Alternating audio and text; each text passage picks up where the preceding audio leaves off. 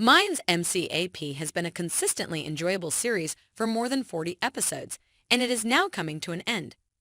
Season 5's plot rotates around Ease inciting the club to do battle with the Children of Turmoil, prompting choices about his predetermination as well as the destiny of the club and the Stinik Padra contract. Ease Angel Obispo and Loza make a deal with a Chinese drug trafficker for the chemicals Ezio needs to cook drugs as I See the Black Light begins.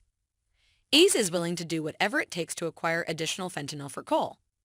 At first, he doesn't want to deal with Eyes because he thinks the small amount isn't worth the risk.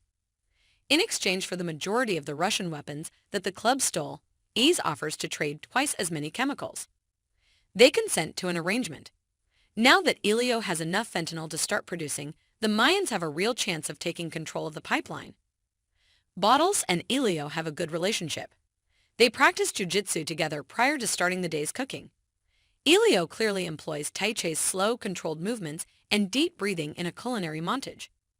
Bottles are used to prepare a lot of fentanyl. As the drug heats up, they take a break. Bottles trains Logo to watch the shed. Logo stumbles into the shed as the fentanyl is being tested. He took too much.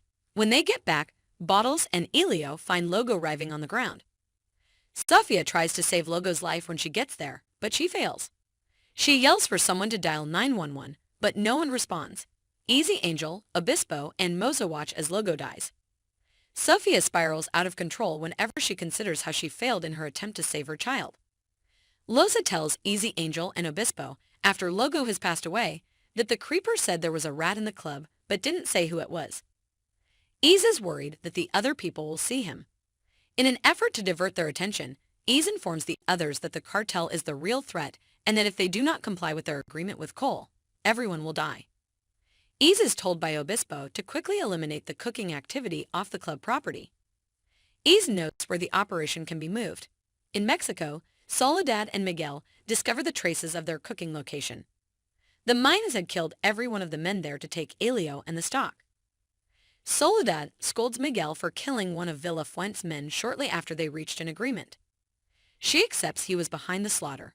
She tells Miguel that she is now in charge of Villa Fuentes.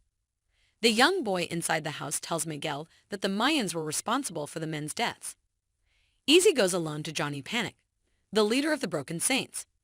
He convinces her that forming a partnership is beneficial to both parties.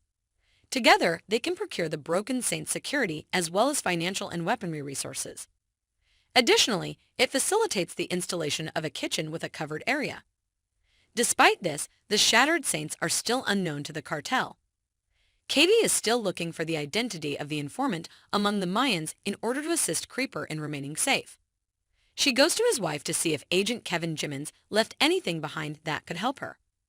At the point when Katie requests her help, his significant other consents to let her glance through Kevin's effects since she isn't persuaded he is dead. Several audio recordings that Kevin made while he was working as a covered agent among the Mayans are played to Katie. In one of the tapes, he mentions Ease by name, and Katie realizes that Ease is the informant. Emily is prepared to execute her break plan. Miguel develops suspicions when she asserts that she will take Cristobal back to the park and the store. He lets her go, but he wants the nanny and bodyguard to follow. She notices that Ease left a car where she asked when she entered the shop. Emily is able to get away from the nanny and bodyguard for a brief time. At the point when a store supporter begins yelling at her and calling her a killer, she goes to leave. The security carryably hustles her and Cristobal back to their vehicle while different customers are checking her out. When the elderly man is already dead and lying in a pool of blood, she doesn't notice the young girl. That the girl witnessed such a horrible death shocks her. Lobo is buried by the Mayans while it is still dark. In point of fact, nobody has anything positive to say about him. They are experiencing more the deficiency of one more sibling than from his misfortune. As his leadership is shaky, everyone is feeling the effects of his decisions. Ease and every one of the Mayans will lose everything if this bet to overcome the cartel comes up short.